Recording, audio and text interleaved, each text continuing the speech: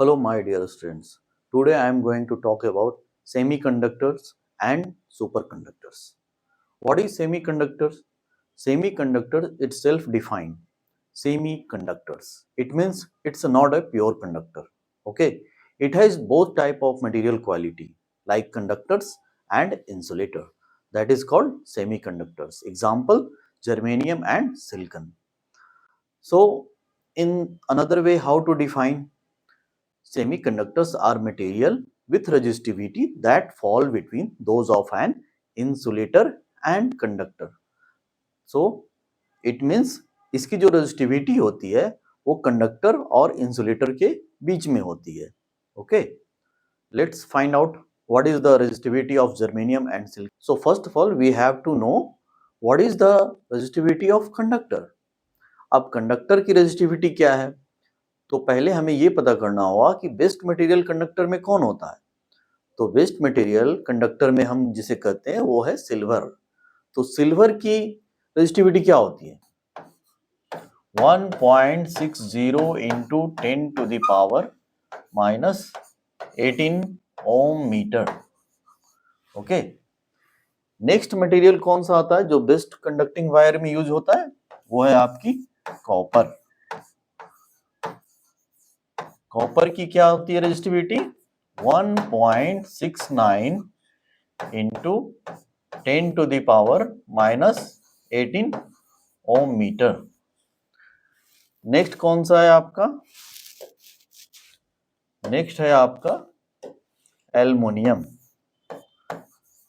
Aluminium. तो इसकी resistivity क्या होती है?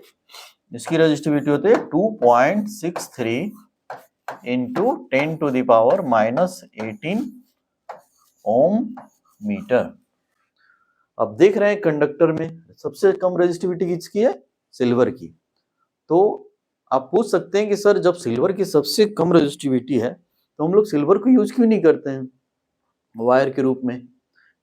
तो सिल्वर की कॉस्ट बहुत ज्यादा आएगी अगर हम लोग कंडक्टिंग वायर के रूप में यूज करेंगे तो, क्योंकि सिल्वर काफी कॉस्टली होती है. तो नेक्स्ट हम लोग कॉपर पे आते हैं. कॉपर मैक्सिमम लोग कॉपर यूज करते हैं क्योंकि इसकी कॉस्ट भी एडजस्टेबल है. उसके बाद आती है एल्युमिनियम की. तो एल्युमिनियम का भी हम लोग यूज करते हैं. आप लोग जितने भी ट्रांसमिशन देखते हैं प्लांट से लेकर इतनी दूर दूर तक आपके घर तक आती है इलेक्ट्रिसिटी, तो वो ट्रांसमिशन जो वायर है वो आपकी स्टील और एल्युमिनियम से ही बनी होती है. वो मिक्स करके बनाई जाती है. तो इसकी कितनी है? 2.63 into 10 to power minus 18 ohm metre. ये सब कंडक्टर है. ठीक है. अब हम बात करते हैं सेमीकंडक्टर्स की. तो सेमीकंडक्टर्स में क्या होते हैं? कौन कौन से हैं? जर्मेनियम की कितनी रेजिस्टिविटी है? ये आपकी 0.6 ओम मीटर होती है. देख रहे हैं कॉपर से मतलब कंडक्टर से डायरेक्ट कितनी ज्यादा हो गई. फिर आपकी आती है सिलिकॉन. कितनी होती है आपकी? ये होती है 2300 ओम मीटर. ओके. अब हम इंसुलेटर की बात करते हैं. इंसुलेटर में कौन सा हो गया पहला? एग्जाम्पल के लिए हम लोग ग्लास लेते हैं. ठीक है. ग्लास की कितनी होती है रेजिस्टिविटी? ये आपकी होती है 10 to the power 10 to 10 to the power 12 या 14 भी ले सकते हैं. 12 टू 14 भी होती है. ठीक है. 14 ओम मीटर. इतनी ज्यादा आपकी रेजिस्टिविटी होती है. फिर है आपकी रबर. रबर की रेजिस्टिविटी कितनी होती है? ये आपकी होती है 10 to the power 13 to 10 to the power 16 ohm metre. Okay. तो आप माय डियर स्टूडेंट्स, हम लोगों ने अभी देखा कि सेमीकंडक्टर की रेजिस्टिविटी क्या होती है. वो कंडक्टर और इंसुलेटर के बीच में होती है. ओके.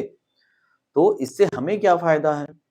इससे हमें ये फायदा होता है कि सेमीकंडक्टर उस तरह की मटेरियल होती है जिससे कि हम इलेक्ट्रिसिटी को कंडक्ट भी कर सकते हैं और उसे कंट्रोल भी कर सकते हैं. तो क्या होती है, हमारी जितनी भी डिवाइसेस लगी हुई है वो डैमेज होने से बच भी जाती है और काफ़ी देर तक हम उसे इस्तेमाल में भी ला सकते हैं। तो इसीलिए कंप्यूटर या लैपटॉप की जितने भी एक्सेसरीज बनते हैं वो मैक्सिमम सिलिकॉन की बनी होती है। लाइक रैम हो गई आपकी, ट्रांजिस्टर हो गई, और भी मैक्सिमम उसमें जो इक्विपमेंट लगे हुए हैं वो सब सिलिकॉन की ही होती है। ओके, तो चलिए अब हम लोग आते हैं सुपर कंडक्टर।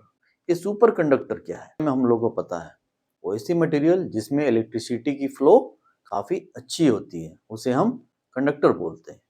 इंसुलेटर क्या होती है, जिसमें इलेक्ट्रिसिटी की फ्लो नहीं होती है, उसे हम इंसुलेटर कहते हैं। सेमी कंडक्टर्स क्या हो गई, जिसमें इलेक्ट्रिसिटी की फ्लो होती भी और कुछ नहीं भी हो सकती है। तो इस तरह से हम लोग 3 तरह के कैटेगरी में मटेरियल को डिवाइड करते हैं।